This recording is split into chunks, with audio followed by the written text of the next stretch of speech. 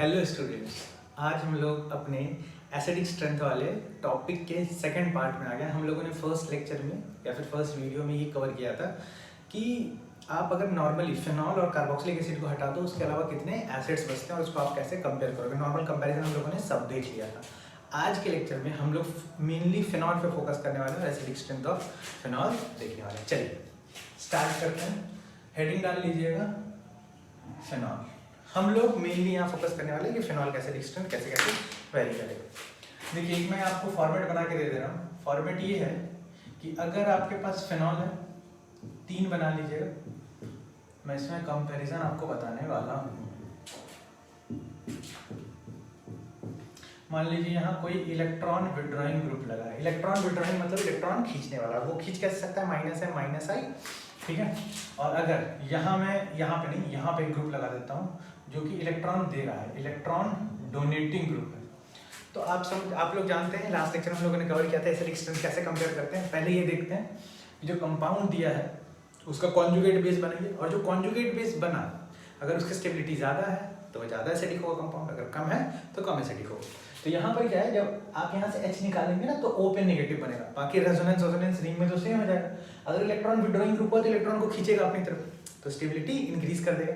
और मान लीजिए कि नेगेटिव ऑक्सीजन पे और वो रिंग में दे रहा है और आप भी इलेक्ट्रॉन रिंग में दीजिएगा तो क्या होगा? स्टेबिलिटी डिक्रीज हो जाएगा। तो बस यहाँ पर ध्यान देना कि एसिडिक स्ट्रेंथ का ऑर्डर हो जाएगा 10।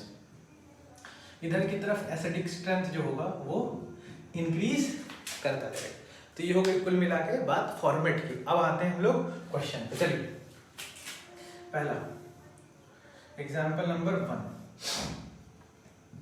आप ऐसा करो कि यहाँ OH यहाँ पे लगा दो NO2, ठीक है।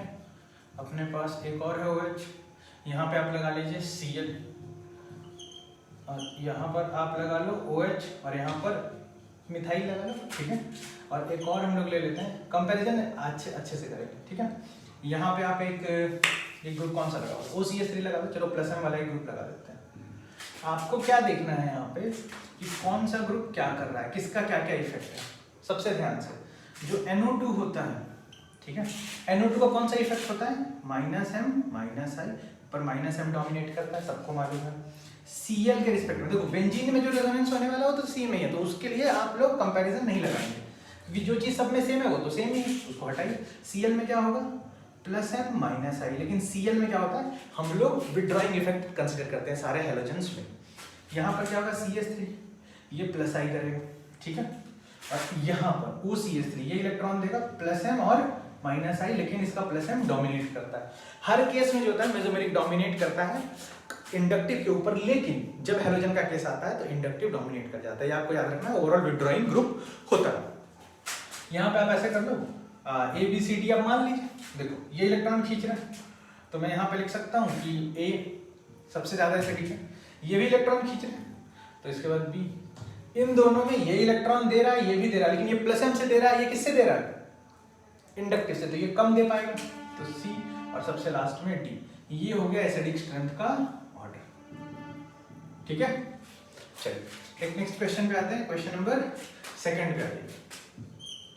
आप यहाँ क्या करो, OH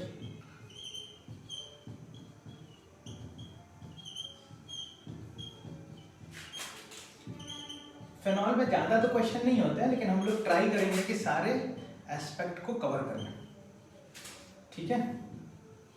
अब इन चारों में एसिडिक स्ट्रेंथ का ऑर्डर। अब फिर से आप देखिए, हेलोजन लगा है तो कौन सा इफेक्ट डोमिनेट करेगा? इंडक्टिव वाला। अब देखिए जरा, Br जैसे O पे नेगेटिव सब में बनेगा कॉन्जुगेट बेस, लेकिन अब देखो Br पास है तो ज्यादा खींचेगा। यहाँ पे देखो Br अगर हुआ तो कुछ तो खींचेगा, मतलब सबसे कम एसिडिक ही, लेकिन सबसे ज्यादा कौन खींचेगा? जब Br सबसे पास होगा, उससे दूर होगा तो उससे कम खींचेगा, सबसे कम खींचे यहाँ पे, और यहाँ पर तो खींचेगा ही नहीं। तो एसिडिक स्ट्रेंथ का ऑर्डर क्या हो जाएगा?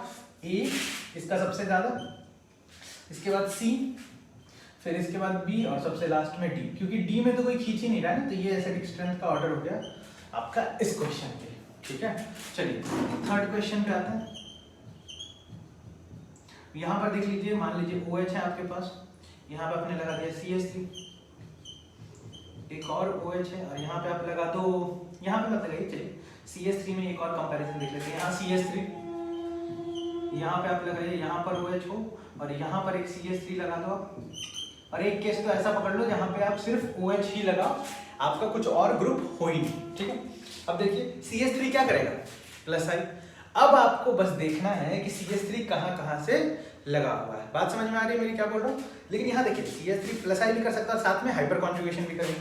तो यहाँ पर हाइपर कॉन्जुगेशन करेगा रहेगा, तो यहाँ पर रहेगा तो सिर्फ प्लस आई करेगा, यहाँ पर रहेगा तो हाइपर कॉन्जुगेशन भी करेगा और प्लस आई भी करेगा, साथ में प्लस आई तो करेगा ही करेगा, और यहाँ पर कुछ नहीं करेगा। तो देखो इन सब में इलेक्ट्रॉन दे रहा है, लेकिन यहाँ इलेक्ट्रॉन तो नहीं दे रहा ना, मतलब ये सबसे ज्यादा एसिडिक हो जाएगा। सब में इलेक्ट्रॉन डोनेटिंग ग्रुप लगा हुआ है, इलेक्ट्रॉन डोनेटिंग होगा तो फीके हो जाता है फिनॉल के कंपैरिजन में। देखिए तो इसका मतलब डी सबसे ज्यादा एसिडिक। इसके बाद इन तीनों में देखो तो यहाँ हाइपर कॉन्जुगेशन दे रहा है, यहाँ हाइपर कॉन्जुगेशन, यहाँ प्लस आई से दे रहा है ना। डोमिनेटिंग तो हाइपर कॉन्जुगेशन और प्लस आई में हाइपर ही होता है ना, तो प्लस आई से थोड़ा कम देगा, तो इसका मतलब सी। अब इन दोनों में देखिए जरा, ये हाइपर कॉन्जुगेशन से ये भी दे रहा है, हाइपर कॉन्जुगेशन से ये भी दे रहा है। अब हाइपर कॉन्जुगेशन दोनों में कॉमन हो गया, ए और सी, सॉरी सी नहीं, यहाँ पर बी लिख लीजिएगा, ये बी हो जाएगा, मैंने थोड़ा यहाँ पर कर दिया, इसको बी लिख लीजिएगा, ठीक है। अच्छा यहाँ इन दोनों में ए और सी में, अब जरा ध्यान दीजिए, ये हाइपर कॉन्जुगेशन इसमें भी सेम, लेकिन ये दूर है CH3 तो प्लस आई कम करेगा, और यहाँ पे पास है तो प्लस आई ज्यादा करेगा। मतलब इसके बाद आ जाएगा इसका नंबर ए का, और सी सबसे कम एसिडिक अगर आप मिथाइल यूज करते हैं तो। चलो इसके बाद क्वेश्चन नंबर 4 पे आते हैं।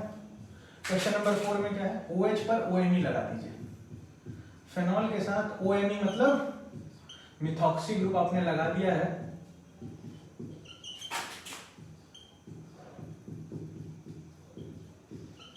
इन तीनों। जब OMe यहां लगा है तो ये प्लस एम करेगा और माइनस आई करेगा, प्लस एम डोमिनेटिंग। जब यहां पर है तो सिर्फ माइनस आई लगाएगा, लेकिन जब यहां पर गया तो प्लस एम तो करेगा और माइनस आई करेगा। और मेसोमेरिक जो होता है वो डिस्टेंस इंडिपेंडेंट होता है, पूरे में ही जाता है। रेजोनेंस होता है, मेसोमेरिक क्या है, अ पार्ट ऑफ रेजोनेंस, और वो इलेक्ट्रॉन जो होता है पूरे सिस्टम में देता है, डिस्टेंस इंडिपेंडेंट होता है, ठीक है। तो यहाँ देख लीजिए जरा, यहाँ इलेक्ट्रॉन दे रहा है, यहाँ खींच रहा है, यहाँ दे रहा है, मतलब देखो बी वाला जो है वो सबसे ज्यादा एसिडिक हो जाएगा, बी। बात समझ में आ रही है आप लोगों को। मैं ऐसा करता हूँ, इसको नीचे लिख देता हूँ, यहाँ पर जगह सही नहीं है, ठीक है, कट जाएगा सारी वीडियो में। देखिए तो यहाँ पर क्या हो जाएगा कि बी सबसे ज्यादा, उसके बाद इन दोनों में ए और सी में ये भी प्लस एम दे रहा है, ये भी प्लस एम दे रहा है, plus M common, inductive minus I यहाँ पर और माइनस आई यहाँ पे बहुत ज्यादा खींच लेगा ना। तो इसके बाद किसका नंबर आ जाएगा, सी का, सी के बाद ए का। एकदम आराम से चलेंगे, समझता आएगा। 4 के बाद 5, ठीक है। चलिए अब हम लोग क्या कर रहे हैं, यहाँ पर OH लगा दो, यहाँ पर NO2, ठीक है। यहाँ पर एक और, ये बहुत इंपॉर्टेंट क्वेश्चन है, ये आपसे कई बार पूछा जाने वाला है, तो जरा ध्यान दीजिएगा। मैं इन्हीं तीनों में पहले कंपैरिजन लगा देता हूँ।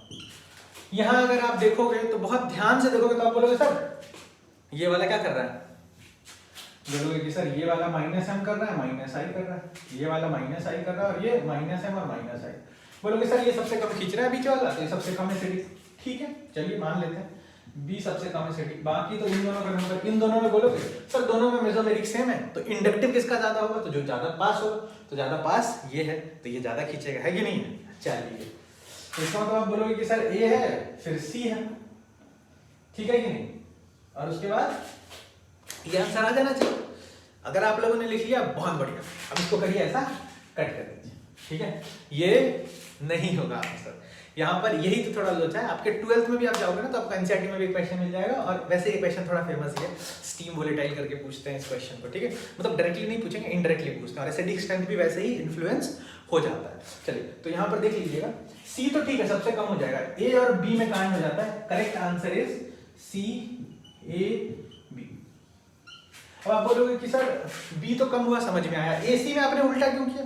तो असलियत में क्या होता है, यहाँ पर अगर आप रीजन लिखने जाओगे तो आपको रीजन पता चलेगा कि जो ऑर्थोनाइट्रोफेनॉल है ना, ये बेचारा ये हाइड्रोजन बॉन्ड बना लेता है। तो अगर ये ऑक्सीजन हाइड्रोजन बॉन्ड बना लेगा, ये ऑक्सीजन के साथ ये हाइड्रोजन, तो ये तो फंस गया ना, तो उसको निकलने में तकलीफ होगी, है। लेकिन समझिएगा कि अगर वो पैरा पे हुआ तो भाई कुछ भी करोगे यहां से इतना लंबा हाइड्रोजन बॉन्ड नहीं बनेगा। तो अगर इसमें हाइड्रोजन बॉन्ड नहीं बना और इसमें हाइड्रोजन बॉन्ड बन गया बाकी सब चीजें ठीक है, लेकिन क्योंकि हाइड्रोजन बॉन्ड बना तो हाइड्रोजन के निकलने की टेंडेंसी थोड़ी सी कम हो गई, और थोड़ी सी कम हो गई तो बाय डेटा देखा गया अगर थोड़ी सी कम हुई तो इतनी कम हो जाती है कि इससे भी कम हो जाती है। इसी रीजन से due to formation of hydrogen bond in ortho nitrophenol, para nitrophenol will become more acidic as compare to ortho nitrophenol. चलिए ये देख लीजिएगा, तो ये हो जाएगा ज्यादा एसिडिक, और यहाँ पे आप लिख लीजिएगा, ये रीजन लिख लीजिएगा ड्यू टू हाइड्रोजन बॉन्डिंग, ठीक है। यहाँ सॉरी मैंने उल्टा कर दिया, इसको ऐसे मत करिएगा, इसको उल्टा कर लीजिएगा, सॉरी, या आप ऐसे कर लेना, है कि नहीं।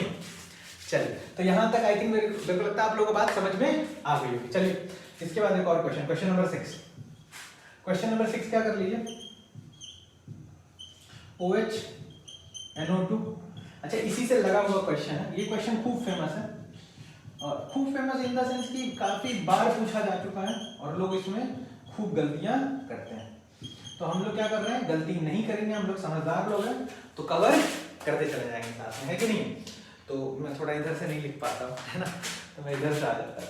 चलिए, OH, यहाँ पर NO2 और यहाँ पर NO2। आप लोग को आई थिंक फ्रेम कवर हो जा रहा होगा। एक और लास्ट बचा है, पिक्रिक एसिड, वो लास्ट वाला बचा है मेरा यार, तो जगह तो नहीं है मेरे पास, पर फिर भी हम लोग क्या करते हैं, यहाँ लिख देता हूँ, OH NO2 NO2 और NO2। चलिए, यहाँ पर थोड़ा सा गंदा हो गया, सॉरी, कोई दिक्कत नहीं है, हम लोग सही कर लेंगे। अब देखो यहाँ मैं लिख रहा हूँ इस बार, ये A है, ये B है, ये C है, ये D है और ये E है। एक बार वीडियो रोक के फटाक से अटेम्प्ट करिए, ठीक है, और उसके बाद मैं आंसर बताता हूँ। देखो भाई, इसका नाम क्या है, पिक्रिक एसिड। जिसके नाम में एसिड हो तो ऑब्वियसली नॉर्मल कंपाउंड से ज्यादा एसिडिक होगा ही। कल अगर आप लोगों ने मेरा पहले का लेक्चर देखा है तो मैंने उसमें एक सीरीज बताई थी एसिडिक स्ट्रेंथ की, वहां पे मैंने अच्छे से बता रखा है इसका जो पीके होता है वो 0.71 होता है, जिसके कारण this compound, this picric acid is more acidic than any carboxylic acid. Any carboxylic acid कहना सही नहीं होगा, नॉर्मल कार्बोक्सिलिक एसिड या बेंजोइक एसिड किसी से भी, लेकिन अगर उसमें हो जाए आपका 2,4,6 ट्राई नाइट्रो बेंजोइक एसिड, वो होता है इससे ज्यादा एसिडिक, ठीक है, बस वही वाला, अदरवाइज तो उतना भीतर नहीं जाएगा, वो सीरीज में मैंने बता रखा है उस चीज को। अच्छा, इन तीनों का तो गेम आपको पता ही है पहले से, ऊपर वाले क्वेश्चन से।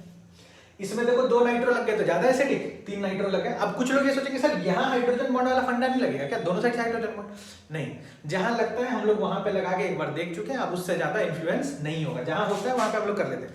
हाइड्रोजन बॉन्ड कोई बड़ा फैक्टर नहीं है, ठीक है, एज सच इतना बड़ा फैक्टर नहीं, लेकिन कहीं कहीं ना वो जो नॉर्मल ट्रैक चला ना उसमें थोड़ा सा प्रॉब्लम कर देता है, अदरवाइज तो कोई दिक्कत नहीं आती। तो जहां दिक्कत आती है वहां हम लोगों ने बात कर रखी है। देखिए, तो सबसे अच्छा क्या होगा, सबसे ज्यादा E एसिडिक हो जाएगा, E के बाद आप पूछोगे तो D हो जाएगा, D के बाद आप पूछोगे C हो जाएगा, C के बाद A और A के बाद B। ये होगा नॉर्मल एसिडिक स्ट्रेंथ का ऑर्डर, देख लीजिएगा। इसमें तो मेरे को लगता है डाउट आना चाहिए, छोटी सी चीज है। चलिए, इसके बाद आप जरा ध्यान दीजिएगा, मैं क्या करता हूँ यहीं पे यूज कर लेता हूँ ना, ये भी तो बचा ही अपने पास। चलो, इसी में कंपाउंड अलग अलग लगा के और यहीं पे क्वेश्चन बना लेता हूँ। चलिए, हाँ, यहाँ पे आप क्या करो, फिनॉल वाला केस है ना, इसमें आप क्या करिएगा कि यहाँ पर आप लगा दो, हाँ चलो, NO2 लगा दो और यहाँ पर CH3, यहाँ CH3, ठीक है, इसको हटाओ, कंपैरिजन में थोड़ा आसानी हो जाएगी। यहाँ पर लगा दो CN और यहाँ पर एक बॉन्ड और यहाँ पर एक बॉन्ड, ठीक है। अब आप लोगों को ये बताना है इन दोनों में ज्यादा एसिडिक कौन होगा। क्वेश्चन नंबर 7 रख लीजिए, इसको बहुत ध्यान से सोचिएगा, मैं हिंट दे देता हूँ, एक बार अटेम्प्ट करिए, SIR होता है, ठीक है, एक बार अटेम्प्ट कर लीजिएगा, देखते हैं क्या होता है। चलिए, मैं बताता हूँ आप लोगों को, NO2 जो होगा वो SIR कर लेगा, क्योंकि बगल बगल में CH3 ग्रुप SIR होगा, तो रेजोनेंस बंद अगर हो गया तो बताइए क्या कर पाएगा, ये सिर्फ -I लगाएगा। लेकिन CN क्योंकि एक लीनियर ग्रुप है, और आप लोग अगर नहीं जानते SIR तो एक बार मेरा वीडियो खोल के देख लीजिए SIR इफेक्ट वाला, ठीक है, वहां से क्लियर हो जाएगा कि SIR क्यों नहीं कर रहा है, क्योंकि लीनियर ग्रुप है, छोटा है तो रिपल्शन कम मिलता है, तो ये सीधा अपना रेजोनेंस करता रहता है। तो ये -M लगाएगा, -I लगाएगा, -M डोमिनेट करेगा, ये -M से खींच रहा है, ये -I से खींच रहा है, that's why second compound is more acidic then first, ठीक है, ये बात हो गई। चलिए, इसमें और भी थोड़े बहुत उल्टे सीधे क्वेश्चन बनते हैं, छोटे मोटे क्वेश्चन बनते हैं, ऐसा कुछ बहुत बहुत बड़ा नहीं बनने वाला, ठीक है क्वेश्चन, तो आपको उसके लिए टेंशन नहीं लेना है। चलो, तो हम लोग देख लेते हैं यहाँ पर भी मैं कुछ ग्रुप्स लगा के और कंपैरिजन कर लेता हूँ, ठीक है। OH, फिर यहाँ भी OH लगाइए, यहाँ भी OH लगाइए, ठीक। अब करो क्या है यहाँ पे, चलिए कुछ कनेक्ट करते चलते हैं। CH3, चलिए हाँ CD3 और यहाँ पर CT3 और ये नॉर्मल। अब देख लो, अब आप लोगों में से जिसने भी देख रखा हाइपर कॉन्जुगेशन वाला वीडियो और इंडक्टिव इफेक्ट का भी फंडा पता है, वो बहुत आसानी से कर देगा ये क्वेश्चन, है कि नहीं। चलिए मैं बताता हूँ, यहाँ पर ये हाइपर कॉन्जुगेशन ये करेगा, लेकिन यहाँ पे CT बॉन्ड बहुत स्ट्रांग होता है। देखो ये सब इलेक्ट्रॉन देंगे, यहाँ कोई दे तो नहीं रहा है ना, तो इसका मतलब चौथा वाला जो है, जो आपका ये है, मान लीजिए आप इसको A बोले, इसको B, इसको C और इसको D, तो obviously D is more acidic than any of the given compound here. इन तीनों में देखो ये क्या करेगा, इंडक्टिव से खूब इलेक्ट्रॉन देगा, ये कम देगा, ये उससे भी कम देगा। इंडक्टिव सॉरी हाइपर कॉन्जुगेशन, और इंडक्टिव की तो बात ही नहीं है। तो इसका मतलब आंसर क्या हो जाएगा, C B A। चलिए एक तो ये बात हो गई। चलिए क्वेश्चन नंबर ये कौन सा था, ये क्वेश्चन नंबर 8 हो गया आपका। चलिए क्वेश्चन नंबर 9 पे आते हैं और एक क्वेश्चन ये देख लेते हैं। आपने यहाँ OH लगा रखा है, यहाँ NO2 है, यहाँ पर NO2 है, यहाँ पर NO2 है, साथ में एक कंपाउंड है H3O+ और एक है, मान लीजिए कुछ भी लगा दो आप, कोई फर्क नहीं पड़ने वाला। R ले लो, चलो CH3 NH3+। यहाँ एसिडिक स्ट्रेंथ का ऑर्डर क्या होगा, फटाफट बताइए। अच्छा यहाँ पे किसका काम लोगे, लास्ट लेक्चर में जो मैंने सीरीज बताई थी एसिडिक स्ट्रेंथ वाली, उसका काम लोगे तो बहुत बहुत बहुत जबरदस्त क्वेश्चन बनेगा। इन सब में देखिए सबसे ज्यादा एसिडिक होता है H3O+, कल बताया था pKa -1.2, इसका pKa कितना होगा -1.2, इसका pKa कितना होता है। ये ऐसे क्वेश्चन ना अगर पूछे गए तो गेम खत्म, ठीक है। यहाँ पर इसका नाम क्या हो जाता है, नाम तो छोड़ो, नाम तो पिक्रिक एसिड ही है। हाँ इसका pKa हो जाता है 0.71, अप्रॉक्स बता रहा हूँ, थोड़ा बहुत एक आधा पॉइंट आगे पीछे हो गया तो उसको दिल पे मत लीजिएगा। और इसका pKa हो जाता है 10। बताया था ना कल, अमोनिया उसके खानदान वाले फेनॉल के बराबर उसका एसिडिक स्ट्रेंथ होता है, ठीक है। तो इसका मतलब देखो जिसका जितना कम pKa वो उतना एसिडिक, मतलब BAC। देख लीजिएगा जरा, इन सब क्वेश्चन में लग जाता है कांड, मतलब कांड हो जाता है, ठीक है। यहाँ पे मान लो एक मिथाइल, यहाँ एक मिथाइल और यहाँ पर OH नहीं, यहाँ पे चलो NO2 लगाते हैं, यहाँ पर OH, यहाँ पर मिथाइल, यहाँ पर मिथाइल और यहाँ पर NO2। अब बताइए इन दोनों में ज्यादा एसिडिक कौन होगा, फटाफट वीडियो पॉज करिए, फटाक से बताइए। इन दोनों में देखो NO2 जो है ना, यहाँ पे -M भी लगाएगा और -I भी लगाएगा, कोई इसको नहीं रोक सकता है। लेकिन इस NO2 का, इस बेचारे का जरा ध्यान देना, इसके साथ हो जाएगा SIR, और जैसे ही SIR हो गया इसका रेजोनेंस जाएगा रुक, और रेजोनेंस गया रुक तो ये सिर्फ -I लगाएगा। तो बताओ पहला ज्यादा एसिडिक, तो first is more acidic then, sorry ऐसे लिख लीजिएगा, second is less acidic then first, ठीक है। ये वाली चीज तो आप फटाफट देख ही लो, है कि नहीं है। चलिए तो यहाँ तक बात समझ में आ गई होगी आप लोगों को। चलिए एक छोटा सा और क्वेश्चन देता हूँ, ठीक है। चलो जगह बचा है तो यूज करना चाहिए ना जगह का, ऐसे खाली खाली अच्छा नहीं लगता है ना। मान लो यहाँ OH लगा और यहाँ पर CH3, चलो जितना जगह उसी में यूज करता है, और यहाँ पर OH लगा और ये लगा है CT3। अब बताइए, देखिए इस पोजीशन पे जो लगा हुआ हाइपर कॉन्जुगेशन नहीं कर सकता, मेटा पर उसका हाइपर कॉन्जुगेशन चलता नहीं। हाइपर कॉन्जुगेशन चलाने के लिए ग्रुप के ऑर्थो पैरा पे आना चाहिए, तो ये तो मेटा पे आ गया ना। अब एक बात बताओ, CH3 CT3 प्लस आई किसका ज्यादा होगा, CT3 का प्लस आई ज्यादा होगा। अगर प्लस आई इसका ज्यादा होगा मतलब ये ज्यादा एसिडिक है ना। चलिए तो ये कंपाउंड ज्यादा एसिडिक हो जाएगा, आप ऐसे लिख दीजिएगा first is more acidic then second. और यहाँ पे आप रीजन क्या डालोगे, तो आपको इंडक्टिव का रीजन देना है। और जिनको ना समझ में आए फटाक से इंडक्टिव वाला वीडियो खोलिए और पूरा पढ़िए। यहाँ पर देखिए ऑर्गेनिक पूरा लिंक रहता है। आप लोग ऐसा सोचेंगे ना कि एक वीडियो देख लेंगे दूसरा, मतलब आज इसमें डाउट आया तो ये देख लेंगे, ऐसा मत। आप देख सकते हैं अगर आपको पीछे का पूरा आता है तो, और अगर कहीं डाउट होता है तो उस वीडियो में जाके उस सेक्शन में जाके उसको कवर कर लीजिएगा, ज्यादा अच्छा होगा, है ना। क्लियर रहेगा तो ज्यादा बढ़िया रहेगा, और कॉन्सेप्ट अच्छे से समझ में आया तो और बढ़िया रहेगा। तो मैं रिकॉर्डिंग यहीं पे रखते हैं और आज का लेक्चर यहीं पे खत्म करते हैं। नेक्स्ट लेक्चर में इसके आगे एसिडिक स्ट्रेंथ में कार्बोक्सिलिक एसिड कवर करेंगे और पूरा समझ लेंगे। चलिए बंद कर रहा हूँ।